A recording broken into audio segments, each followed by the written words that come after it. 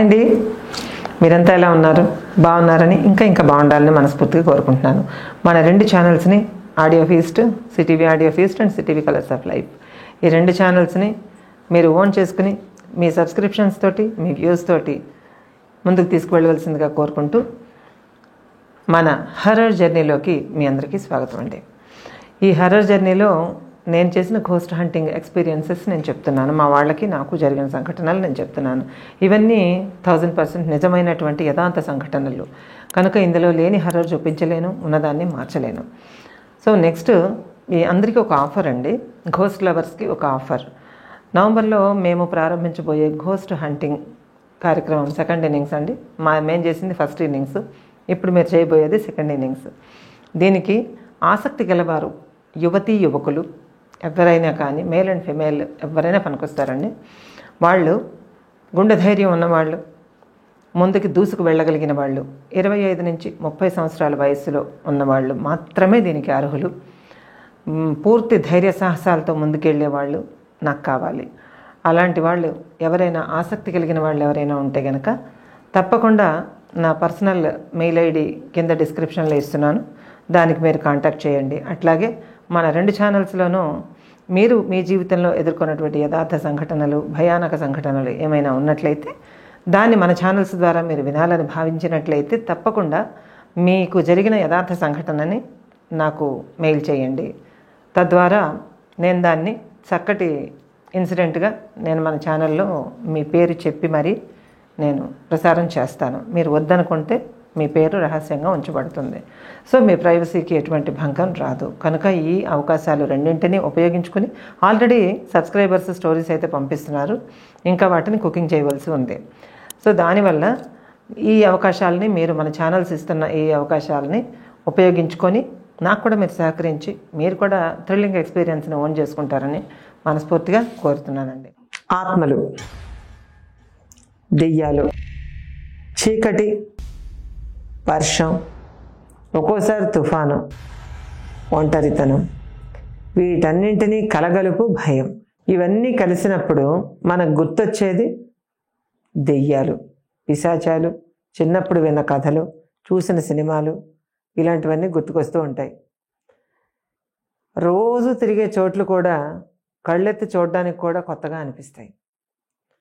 So ఇటువంటి పరిస్థితుల్లో రోజు తిరగని కొత్త చోటు, దేశం కాని దేశం, మనకు సంబంధం లేని కల్చర్, మనది కాని ఏరియా, మనకు చెందని ఇల్లు, ఒక 4 రోజుల్లో మన పని అయిపోయిన తర్వాత విడిచిపెట్టి వచ్చేయాలి. అటువంటి చోట ఏదైనా ప్రాణాలు రిస్కులో పడిపోయేంత భయానక సంఘటన జరిగితే మనకి తోడెవరు? వెళ్ళినప్పుడు మనం ఒంటరి వాళ్ళమైతే ఎవరితో చెప్పుకోవాలి? ఎవరితో షేర్ చేసుకున్నా ఇబ్బందిగా ఉంటుంది. మన వాళ్ళతో షేర్ చేసుకుంటే వెంటనే ఫ్లైట్ ఎక్కి వచ్చేయమంటారు. ఇటువంటి సిచ్యువేషన్లో స్పెయిన్లో 2019లో స్పెయిన్లో నాకు జరిగిన ఒక భయానకమైన ఇన్సిడెంట్ని ఇప్పుడు మీతో షేర్ చేయబోతున్నానండి. మీరు విని కొంచెం భయపడినా తప్పకుండా లైక్ చేయండి. ఎందుకంటే అక్కడ ప్రాణాలని పణంగా పెట్టి ఆడుకున్నట్టుగా అయింది. అలాంటి చోట అంత సాహసం చేసినందుకైనా ఒక లైక్ చేయండి. సో ఎక్కువ మంది చూడండి, షేర్ చేయండి, సబ్స్క్రైబ్ చేసుకోండి మన ఛానల్ని. అందరికీ ఉపయోగపడే, అలాగే వినోదాన్ని, టైంపాస్ని రెండింటినీ అందించేటటువంటి మన ఛానల్లో చాలా ప్రోగ్రామ్స్ జూలై నుంచి కొత్తవి రాబోతున్నాయి. తప్పకుండా సబ్స్క్రైబ్ చేసుకోండి. సో ఇప్పుడు నేను చెప్పే ఈ అంశంలో నేను 2019లో స్పెయిన్లో ఉన్నప్పుడు జరిగిన మాడ్రిడ్లో ఒక చిత్రమైన సంఘటన ఎదుర్కొన్నాను. నేను మాడ్రిడ్లో ఉన్నప్పుడు ఎదుర్కొన్నాను. అక్కడ జరిగింది ఏమిటో మీకు ఖచ్చితంగా చెప్పాల్సిందే. ఆ రాత్రి మంచు తెరలుగా కురుస్తోంది. వచ్చేసేయండి స్పెయిన్లోకి.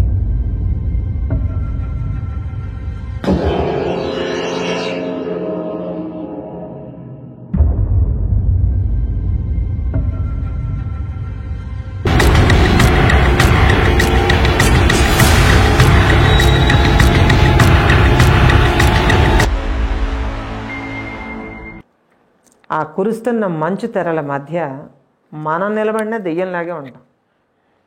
అలాంటి కండిషన్లో ఆ ఇంట్లో ముగ్గురు ఉన్నారు. వాళ్ళ ఇంట్లో వాళ్ళు ముగ్గురు ప్లేయింగ్ కార్డ్స్ ఆడుకుంటున్నారు.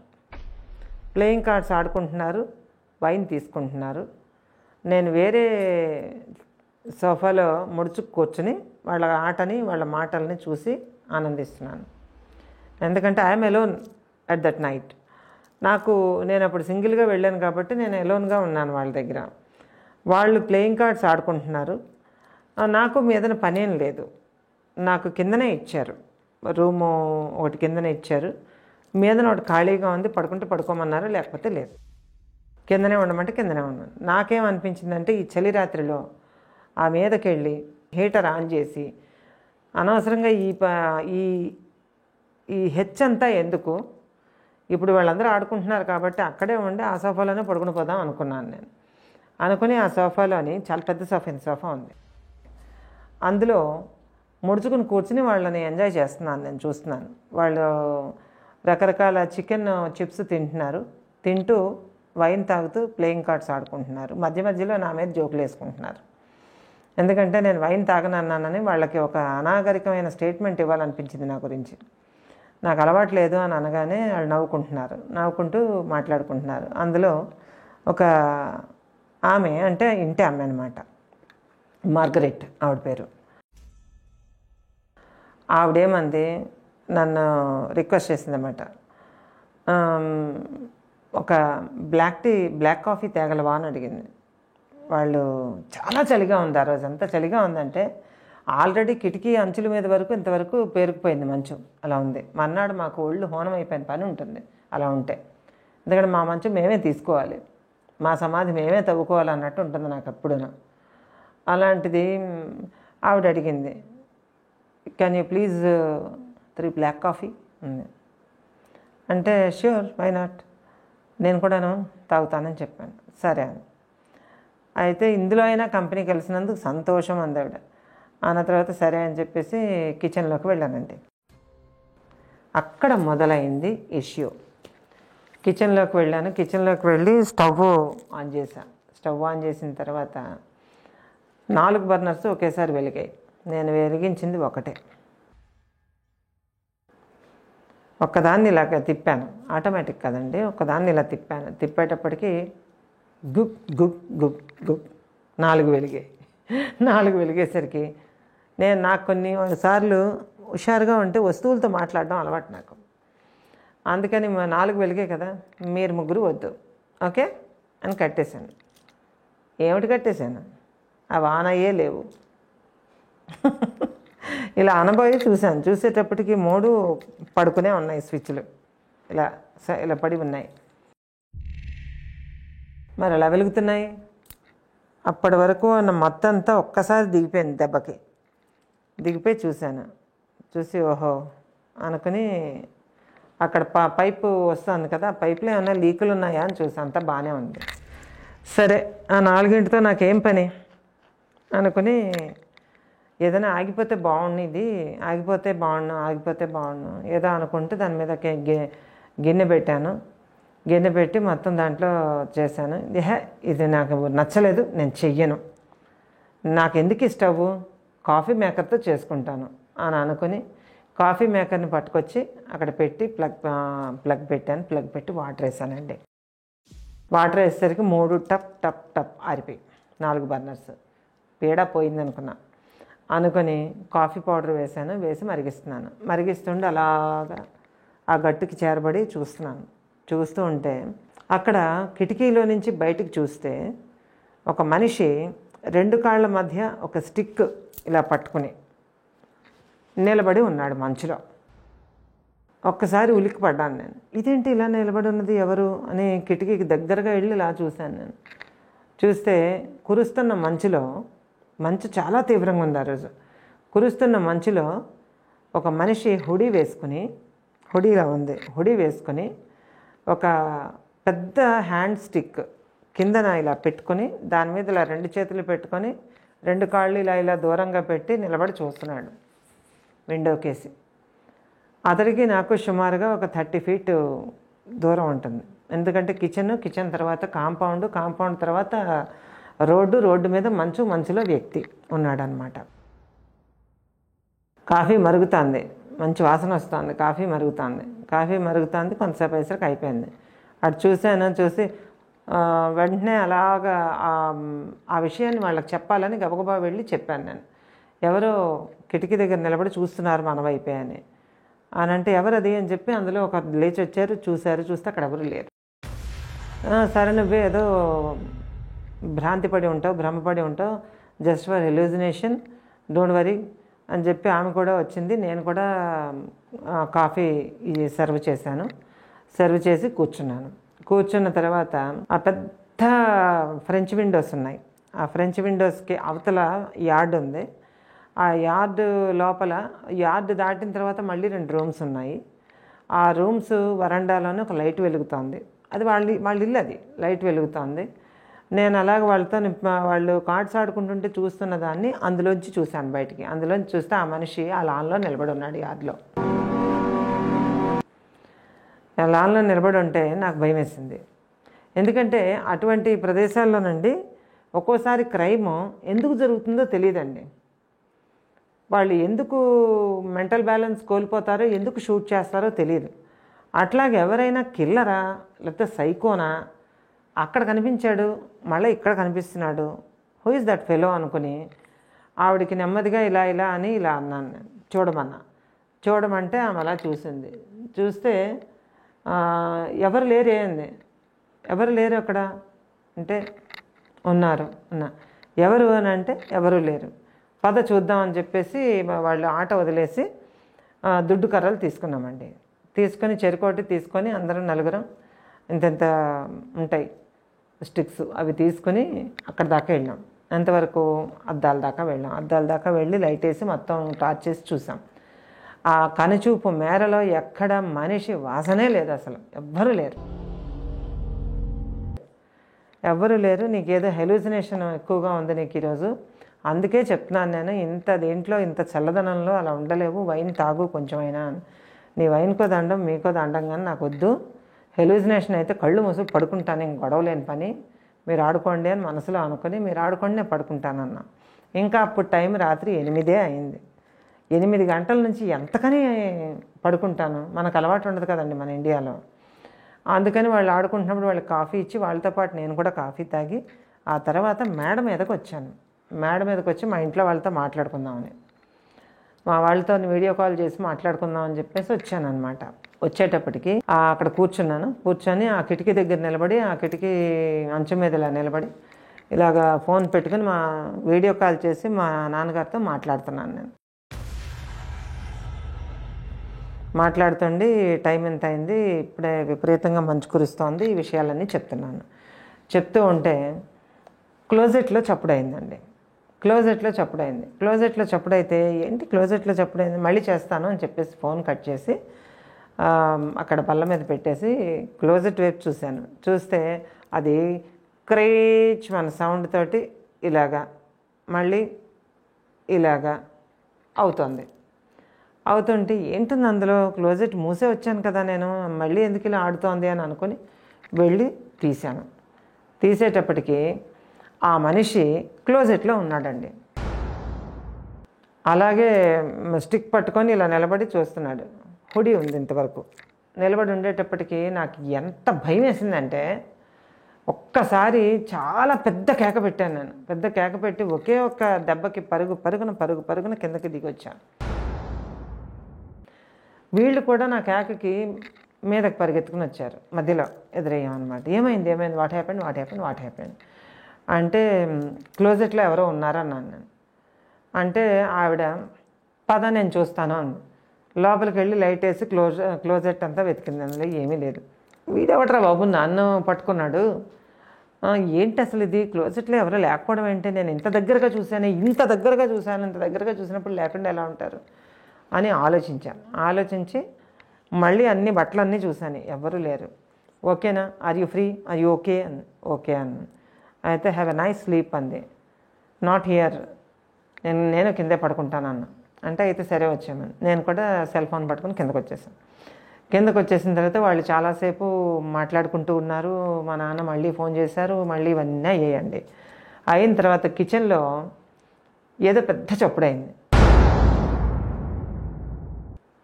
చప్పుడైతే వాళ్ళు ఎవ్వరికీ వినపడలేదండి, నాకే వినపడింది. గబగబా వెళ్ళి చూశాను. చూస్తే గాజు ప్లేట్లు, అల్మారా తలుపులు మొత్తం అన్నీ తెరిచున్నాయి. అక్కడ 6-7 అల్మారాస్ ఉన్నాయి, ఐటమ్స్ అన్నీ పెట్టుకునే అల్మారాస్. అన్ని అల్మారాస్ తలుపులు ఓపెన్ అయి ఉన్నాయి. అన్నీ ఓపెన్ ఎందుకు చేస్తారండి ఎవరైనా? నేను అంతకుముందేగా అక్కడి నుంచి వచ్చాను. అన్ని తలుపులు ఇలా ఇలా ఓపెన్ అయి ఉన్నాయి. మొత్తం అందులో నుంచి ఒక దొంతు, ఒక 6 ప్లేట్లు 7 ప్లేట్లు గాజు ప్లేట్లు కింద పడి ముక్కలు ఇలాగా చెదిరి ఉన్నాయి. వెంటనే అలా చూశాను. చూసి వీళ్ళకి చెప్పడమా మాండమా, ప్రతిసారి నేను ఫూల్ని అవుతున్నాను. ఇంక నేను చెప్పను అని డిసైడ్ చేసుకుని ఆ మెస్ అంతా క్లీన్ చేయడానికి ఒక చేట తీసుకొని దానికి అన్నీ కూడా తీసి మొత్తం అన్నీ డస్ట్ కవర్లో వేసేసి డస్ట్బిన్లో వేసేసి ఆ కవర్ పట్టుకొని బయటికి వెళ్ళాలి. ఇంట్లో కాదు, చెత్త బుట్టలు బయట ఉంటాయి. అంటే ఇండియాలో అయితే ఇంట్లో ఉంటాయి, స్పెయిన్ కాబట్టి బయట ఉన్నాయండి. బయటకి వెళ్ళాలి నేను ఇప్పుడు ఆ చెత్త పట్టుకుని. అక్కడ అన్నీ చూశాను. మొత్తం అంతా మెస్ అంతా ఒక దాంట్లో పెట్టి ఆ కవర్ ఇలా పట్టుకొని వాళ్ళు మాట్లాడుతూనే ఉన్నారు. నేను డోరు అన్లాక్ చేశాను. అన్లాక్ చేసేటప్పటికి ఆవిడ అడిగింది, వేర్ ఆర్ యూ గోయింగ్ అంటే అన్నా. అంటే ఇప్పటికే భయపడుతున్నావు నువ్వు ఒకదాని ఎందుకు, నేను కూడా వస్తాను ఉండాను అనేసి. ఏమైంది అది అని అంటే, అన్నీ ప్లేట్లు అన్నీ పగిలిపోయాయి. అంటే ఎలా పగిలిపోయాయి అంటే, మీదన అల్మార్లోంచి కింద పడి ప్లేట్లు పగిలిపోయాయి అన్నాను. వాట్, అల్మార్లోంచి ప్లేట్లు పడిపోయాయా? ఏం ప్లేట్లు పడిపోయాయి అని ఇలా చూసింది. చూస్తే అందులోని చిత్తు కాగితాలు, చెత్త, వంటిల్లు ఊడ్చిన గుడ్డు పెంకులు,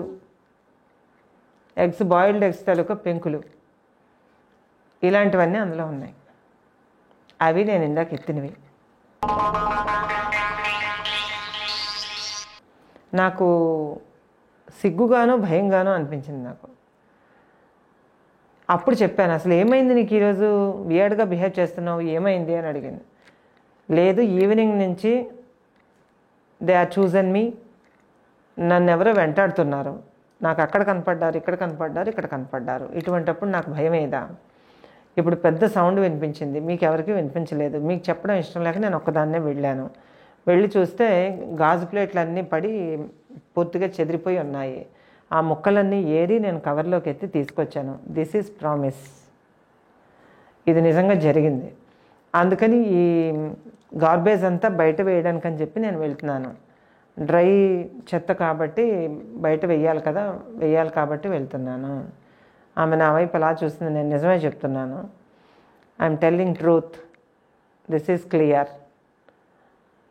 సంబడి సాంట్ మీ అని చెప్తే ఆవిడప్పుడు నాతో పాటు వచ్చి ఏమైంది అసలు, ఎక్కడ ఇదంతా అని చూస్తే వంటగదిలో ఒక్క అలమార తలుపు కూడా తీసిలేదండి, అన్నీ నీట్గా వేసున్నాయి. ఓహో, ఏదో నీకు ఈవిల్ ఫోర్స్తో నీతో ఆడుకుంటూ ఉంది అంతే, ఇంకేం లేదు, నీకేం పర్వాలేదు, ఏం కాదు, నువ్వురా, నేను కూడా వస్తాను, ఎలాగో తెచ్చాం కాబట్టి గార్బేజ్ బయట పడేసి వద్దాం అన్నదండి. మిగతా వాళ్ళు కార్డ్స్ ఆడుకుంటున్నారు అన్నది. అన్న తర్వాత సరే నువ్వు పద నేను వస్తాను అంది. నేను బయటకు వచ్చేటప్పటికి బ్రీజ్ అనమాట, చల్లటి గాలి, ఐస్ కోల్డ్ ఎయిర్ అనమాట. ఒక్కసారి మొహం మీద ఇలా కొట్టినట్టు అయ్యి ఒకసారి జలధరించి ఇక్కడి నుంచి ఒక 15 అడుగులు వెళ్తే వాళ్ళ ఇంటి దగ్గర నుంచి రోడ్డు అంచుకు వస్తానన్నమాట నేను. అక్కడ చెత్త బుట్టలు, తడి చెత్త, పొడి చెత్త సెపరేట్గా ఇంత సెత్తు డబ్బాలు ఉన్నాయి. ఆ డబ్బాలో నేను ఆ చెత్త వెయ్యాలి. అందుకని నేను వచ్చాను బయటికి. ఆవిడ వస్తాను అని చెప్పింది అనమాట. ఆవిడ వస్తాను, నువ్వు పద నేను వస్తాను అని. చెప్పులు వేసుకోవడానికి వెళ్తుంది కాబోలు అనుకున్నాను నేను. నేను బయటకు వచ్చేటప్పటికి డోర్ సైలెంట్గా లాక్ అయిపోయింది. అంటే ఇలాగ పడింది, పడ్డం లాక్ అయిపోయింది. లాక్ అయిన తర్వాత నేను బయటకు వచ్చాను, అటు ఇటు చూశాను, నెమ్మదిగా వెళ్ళాను, దగ్గరికి వెళ్ళాను. ఎవ్వరూ ఉండరండి ఆ టైంలోని. ఇంకా టైం వచ్చేసి ఇట్ ఈస్ అరౌండ్ 9. ఎవ్వరూ ఉండరు. రోడ్లన్నీ ఖాళీ అంటే ఖాళీ, ఒక్కరు కూడా ఉండరు. పడేశాను. పడేసి ఇంకా రాలేదేంటి అని అనుకుని సర్లే మరెందుకు వెళ్ళిపోతున్నాను కదా అని చెప్పి మళ్ళీ వెళ్ళానండి. వెళ్ళి డోర్ తీయడానికి ట్రై చేస్తే రాలేదు. అది it was locked it self. దానంతట అది లాక్ అయిపోయింది. అప్పుడు చూశాను నేను, వాళ్ళు ముగ్గురు ఆడుకుంటున్నారు. వాళ్ళు ముగ్గురు, ఇంట్లో ఉన్న ముగ్గురు ఎప్పట్లాగే నవ్వుకుంటూ వైన్ తాకుతూ కార్డ్స్ ఆడుతున్నారు. నేను ఎంత తలుపు కొడుతున్నా సరే వాళ్ళకి వినిపించటం లేదు. నా సెల్ ఫోన్ లోపల ఉంది. జనరల్గా బయట ఎక్కడా కూడా సెల్ ఫోన్ దగ్గర పెట్టుకుని తిరగమండి. మన ఇండియాలోనే ఈ గదిలోంచి ఆ గదిలోకి వెళ్ళినా సరే సెల్ ఫోన్ పట్టుకెళ్తాము. వీధి చివరి కొట్టుకెళ్ళినా సరే బండి తీసి వెళ్తాం. అందుకే మనకు వచ్చిన హెల్త్ ఇష్యూస్ ఎవరికి రావు. వాళ్ళు ఎంత కొడుతున్నానంటే అంత కొడుతున్నాను. నేను తలుపులు బాదుతున్నది వాళ్ళకి అసలు వినిపించడమే లేదు. ఇది నిజంగా నేను అనుభవించిన విషయం అండి. వినిపించటం లేదు. నాకు భయం వెన్నులో నుంచి మెదడులోకి పాకింది, మామూలుగా కాదు. తలుపు ఇలాగా కొడుతున్నాను, ఇలాగ టకటకటకలు ఆడిస్తున్నాను, ఈ హ్యాండిల్ కొడుతున్నాను, అయినా సరే అది అవ్వట్లేదండి. వాళ్ళు ఎంతసేపటికి నా మిస్సింగ్ చూసుకోవట్లేదు. నేను అక్కడ కనపడలేదని వాళ్ళు చూడడం లేదు. నేను అలాగా అంటున్నాను, కొడుతున్నాను, పిలుస్తున్నాను. ఇక్కడి నుంచి, ఈ డోర్ నుంచి, ఆ కిటికీ దగ్గర డోర్ దగ్గర నుంచి, ఈ విండో దగ్గర నుంచి, ఆ విండో దగ్గర నుంచి వరుసగా ఇలా కొడుతున్నాను. టక్ టక్ టక్ కొడుతున్నాను. తర్వాత బెల్ కొడుతున్నాను. ఏమి చేసినా వాళ్ళు నన్ను చూడడం లేదు. కొంచెం దూరంలో నాకు లెఫ్ట్ సైడ్ వీధి టర్నింగ్ ఉందండి. ఆ టర్నింగ్ దగ్గర ఆ మనిషి నిలబడి ఉన్నాడు. మళ్ళీ ఇంకా నాకు మెదడులోకి రక్తం ఎగజిమ్మిందనమాట భయానికి. ఎంత భయం అనిపించిందంటే ఈరోజు నా పని అయిపోయింది, ఫిక్స్డ్ అనుకున్నాను. అనుకుని నేను ఇలా ఊరుకోవడం ఏంటి, ఎక్కడో అర్థం కాకుండా స్పెయిన్లో చచ్చిపోవడం ఏంటి, అందులోనే ఓ దెయ్యానిక, ఏదో మన దేశంలో గోస్ట్ హంటరు 1000 దెయ్యాలను పట్టుకుని ఓ దెయ్యం చేతిలో చచ్చిపోయాడు కదా తివారీ గారు. అలాగ నేను కూడా ఏమైనా అవుతానా ఏంటి అనుకుని వాళ్ళని అలర్ట్ చేయడం ఎలాగా. బెల్ కొట్టినా వినిపించట్లేదు, కొట్టినా డోర్స్ కొట్టినా వినిపించట్లేదు, పిలుస్తున్నా వినిపించట్లేదు. వాళ్ళు అసలు నేను ఇంట్లో మిస్ అయ్యానన్న విషయమే వాళ్ళు చూడడం లేదు. చలిగాలి రిబ్బును కొడుతున్నది. నాకు పళ్ళు టకటకటక కొట్టుకుంటున్నాయి ఆ చలికి. ఏం చేయాలో అర్థం కాలేదు. బ్యాక్ డోర్ నుంచి ఒక దారి ఉంది, అక్కడికి వెళ్ళి తీయడానికి నాకు ధైర్యం లేదు. అదంతా చుట్టూ తిరిగి వెళ్ళడానికి ధైర్యం లేదు. ఏం చేయాలి అని ఆలోచించి వాళ్ళని ఎలా అలర్ట్ చేయాలి, ఏం చేస్తే అతను ఆ ఆకారం, ఆ స్టిక్ పట్టుకున్న ఆకారం 1 by 1 స్టెప్స్ నా దగ్గరికి వస్తుందండి. నేనన్న వైపుకి వస్తుంది. వచ్చిందంటే అది నన్ను చంపేస్తుంది గ్యారంటీ. ఇండియాలో ఉన్న దెయ్యాలకి అక్కడ దెయ్యాలకి చిన్న డిఫరెన్స్ ఉంది. అదేంటన్నది ఇంకోసారి మాట్లాడుకుందాం. అది రాకుండా నా విషయాలు వాళ్ళకి ఎలా చెప్పాలి, నేను బయట ఉండిపోయానన్న విషయం ఎలా చెప్పాలి, అసలు ఎందుకు బయటికి వెళ్ళావంటే ఎలా చెప్పాలి. అప్పుడు నాకు అర్థమైన విషయం ఏంటంటే, లోపల ప్లేట్లు పగిలిపోయాయి అని నేను చెప్పిన విషయం, ఆమె నన్ను అడిగిన విషయం, కిటికీ తలుపులు చూపిన విషయం, తర్వాత ఇవి నేను పట్టుకెళ్ళి పడేయాలన్న విషయం, ఇప్పటికే భయంతో ఉన్నావు, నేను కూడా నీకు తోడొస్తాను అని చెప్పిన విషయం అన్నీ కూడా ఆవిడతోటి కాదు. అలా అయితే ఆవిడెందుకు లోపల ఆడుకుంటూ కూర్చుంటుంది? వెళ్ళిన మనిషి పేయింగ్ గెస్ట్ ఏమైందో చూస్తారు కదా జనరల్గా. అలా చూడలేదు అంటే ఆవిడ కాదు నేను మాట్లాడింది. అంటే సమ్ ఈవిల్ ఫోర్స్ నన్ను హంట్ చేస్తూ వస్తోంది. అది నన్ను బయటికి రప్పించడానికి చేసినటువంటి వేరే ప్లాన్ అనమాట. అది నేను బయటికి రావడం జరిగింది, చిక్కుపడిపోవడం జరిగింది. అది నా వైపుకి రావడం, వస్తోంది, ఒక్కో అడుగు వేసుకుంటూ వస్తుంది సైలెంట్గా. చేతిలో స్టిక్, మగ మనిషి చేతిలో స్టిక్, కిల్లర్ అయితే కాదండి, ఈవిల్ స్పిరిట్, స్టిక్, మొహం కనిపించకుండా హూడి ఇలా ఇలా తిప్పుకుంటూ ఓసారి ఇలా ఇలా కొడుతూ వస్తుంది. అది ఖచ్చితంగా వస్తుంది. నన్ను జుట్టు పట్టుకుని ఈడ్చుకెళ్ళిపోతుంది. ఏ మెడో కొరికి చంపేస్తుందని నేను ఫిక్స్ అయిపోయాను నేను. కానీ ఇలా కాదు, ఏదో ఒకటి చెయ్యాలి ఇందులోంచి. నేను బయట ఉండిపోయాను అన్న విషయం వాళ్ళకి తెలియదు. నేనే వాళ్ళకి శత్రువుని కాను కదా, వాళ్ళు అలా ఎందుకు చేస్తారు అని చెప్పి ఆలోచిస్తే అక్కడ ఏం చేస్తే వాళ్ళకి అటెన్షన్ ఇటువైపు డైవర్ట్ చేస్తాను అని ఆలోచించానండి. నేను ఆ రోజు ఆలోచించిన ఆ ఒక్క ఆలోచనే నా ప్రాణాలు కాపాడింది ఈరోజు. లేకపోతే చాలా దారుణమైన స్థితిలో నేను అక్కడ మరణించి ఉండేదాన్ని. నేను చేసింది ఏంటంటే, అక్కడున్న ప్లాంట్ ఉంది, హ్యాంగింగ్ ప్లాంట్ ఒకటి. ఆ హ్యాంగింగ్ ప్లాంట్ నాకు అందదు. అది ఒక ఉట్టిలో పెట్టి పెడతాం కదా, హ్యాంగ్ అవుతూ ఉంటుంది కదా, ఆ హ్యాంగింగ్ ప్లాంట్ నాకు అందదు. ఎత్తులో ఉంది అది. దాని తీగలు అవి కింద వరకు వేలాడుతున్నాయి, ఒక 2 అడుగులు వేలాడుతున్నాయి, ఫ్లవర్స్ ఉన్నాయి దానికి. అలాగే కిందన ఒకటి ఉంది ఇండోర్ ప్లాంట్ లాంటిది. మొక్కలు బాగా పెంచుతారండి వాళ్ళు. మన ఇండియాలోనే మొక్కలన్నీ కొట్టేస్తుంటాం, వాళ్ళు బాగా పెంచుతారు. ఆ మొక్కల కుండీ ఒకటి తీసుకుని ఆ కుండీతోని ఆ ఫ్రంట్ మెయిన్ డోర్ తాలూకా అద్దాన్ని ఒకే ఒక్క కొట్టుడు కొట్టానమాట. భయంకరమైన బాధుడేది. ఆ కుండి పింగాణి కుండి. ఆ పింగాణి కుండి మట్టితో పాటు ఉంది, రాళ్ళతోని మట్టితోనే ఉంది. ఆ కుండీని తీసి ఒక్క దెబ్బ కొట్టాను దాని మీద, ఒక్క పెట్టా ఆ డోర్ మీద.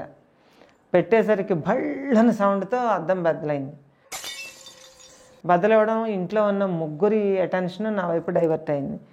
అదేంటి నువ్వు బయటికి ఎలా వెళ్ళావు అని అడిగింది ఆవిడ. అసలు ఎందుకు వెళ్ళావు బయటికి అని అడిగింది. అంటే ప్లీజ్ హెల్ప్ మీ అని చెప్పి గట్టిగా కొడుతున్నాను నేను.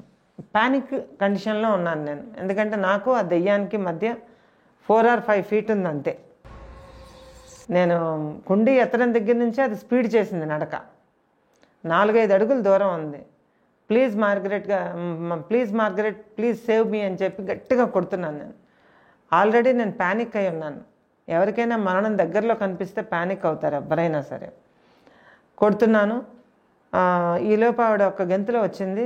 వచ్చి డోరు టవర్ బోల్ట్ తీసి ఇలాగ తీసేటప్పటికి నేను ఆవిడ మీద పడిపోయాను. ఇలా పడిపోవడం ఏంటి, మొత్తం సెన్స్లెస్ అయిపోయాను. ఆవిడ చుట్టూ చూసిందట, ఎవరూ కనిపించలేదు. వెంటనే డోరు క్లోజ్ చేసి, అక్కడ అది ఖాళీ అయిపోయింది కదా, చలిగాలి వచ్చేస్తుంది విపరీతంగా. అందుకని వాళ్ళ ఇంట్లో ఉన్న 2 మగాళ్ళకి ఆవిడ చెప్పింది ఏంటంటే, ఆ డోర్ తీసేసి మరొక డోరు సెట్ చేయమని, అంటే ఆ ముక్క తీసేసి అద్దం పెంకు మరొకటి సెట్ చేయమని ఆవిడ చెప్పి, వాళ్ళే చేసుకుంటారు అక్కడ కార్పెంటరీ. మరీ ఎక్కువైతే తప్ప మనుషుల్ని పిలవరు. అది వాళ్ళు చేసుకునే ప్రయత్నంలో పడ్డారు. కిందంతా గాజు పెంకులు పడ్డాయి. నేను ఆమె మీద పడిపోగానే ఇంట్లో ఉన్న వాళ్ళు గబగబా వచ్చి హెల్ప్ చేస్తే నన్ను సోఫాలో పడుకోబెట్టారు. సోఫాలో పడుకోబెట్టి నీళ్లు జల్లి ఏమైంది అని అడిగితే నీళ్ళు ఇచ్చారు. నీళ్లు తాగిన తర్వాత సైలెంట్గా కూర్చుని నేను బతికే ఉన్నానని డిసైడ్ చేసుకుని అప్పుడు నేను జరిగిందంతా చెప్పాను వాళ్ళకి. 1 గంటన్నర నుంచి నేను అనుభవిస్తున్న హెల్ అంతా చెప్పాను. చెప్తే అప్పుడు ఆవిడ ఎవరికో ఫోన్ చేసి ఏం చెయ్యాలి అని అంటే, ఒక క్రిస్టల్ గురించి వాళ్ళు చెప్పారు. ఒక పెన్సిల్ క్రిస్టల్ గురించి చెప్పారండి. చెప్తే ఆ పెన్సిల్ క్రిస్టల్ ఆవిడ తీసుకొని వచ్చి వాళ్ళు చెప్పిన ప్రకారంగా నాకు ఒక చిన్న పరిహారం లాంటిది చేసి, అప్పుడు ఆవిడ నన్ను వివరాలన్నీ అడిగి, ఈ మధ్యకాలంలో ఈ ఏరియాలో ఇటువంటి ఆకారం ఒకటి తిరుగుతోందని, రాత్రుళ్ళు కొన్ని మర్డర్స్ కూడా జరిగాయని భరించలేక, అంటే భయంతో చచ్చిపోయిన వాళ్ళ సంఖ్య అన్నమాట. ఈ ఈవిల్ స్పిరిట్కి ఏం కావాలో ఇంకా ఎవరికి అసలు గెస్సింగ్ కూడా లేదని, లక్కీగా బయటపడ్డానని చెప్తూ ఆవిడ తిరిగి నేను మ్యాడ్రిడ్ నుంచి బార్సిలోనా వెళ్ళిపోయే వరకు ఆవిడ చాలా కేర్ తీసుకున్నారు. నేను కూడా నాకున్న విద్య గురించి మర్చిపోకుండా చాలా కేర్ తీసుకుని ఆ ట్రిప్ ముగించుకొని నేను ఇండియా రావడం జరిగిందండి. ఇది ఎంత భయానకమైన ఇన్సిడెంట్ అంటే, దెయ్యం ఆ రోజు నన్ను కొట్టి చంపి లాక్కి వెళ్ళిపోవడానికి నాకు 5 అడుగుల దూరం, అంటే నా చావుకి బ్రతుక్కి మధ్య దూరం 5 అడుగులండి. ఆ రోజు నాకు ఐడియా వచ్చి కుండీతో ఆ డోర్ పగలగొట్టకపోయి ఉంటే కథ మరోలా ఉండేది, అంటే ఇష్యూ మరోలా ఉండేది, నా జీవితం ముగిసిపోయి ఉండేది. అంత భయానకమైన ఇన్సిడెంట్ని ఫేస్ చేసి తట్టుకుని పరాయి దేశస్థుల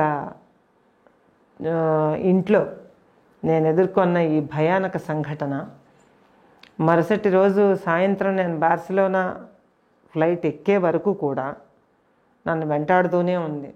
బార్సిలోనాలో ఇంకా ఎలాంటి ప్రాబ్లమ్స్ ఫేస్ చేస్తానో అన్న భయంతోనే నేను వెళ్ళాను. అప్పుడు డిసైడ్ చేసుకున్నాను, సింగిల్ జర్నీస్ ఇంకా చేయకూడదు, సింగిల్ జర్నీలు చేయకూడదు. ఎందుకు అంటే మన గురించి ఆలోచించే వాళ్ళు, మనవాళ్ళు అన్నవాళ్ళు ఎవరైనా పక్కన ఉంటే ఆ దారి వేరేగా ఉంటుంది.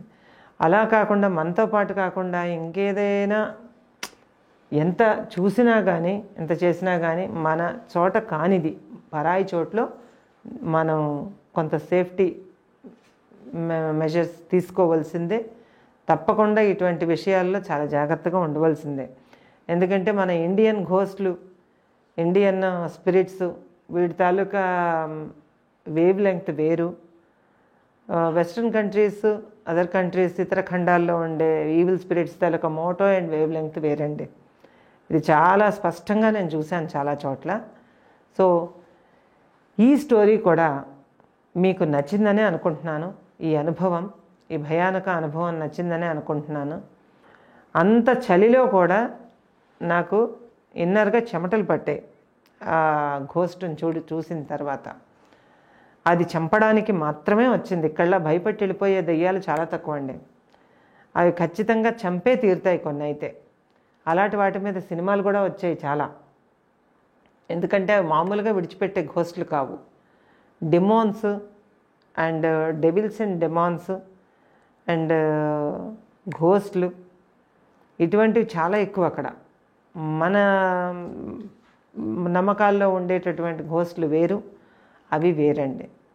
సో ఈ భయానక అనుభవం మీకు నచ్చుతుందని ఆశిస్తూ మరొక టెరిఫైయింగ్ ఎక్స్పీరియన్స్తో మళ్ళీ మీ ముందుకు వస్తా. Until then, bye bye.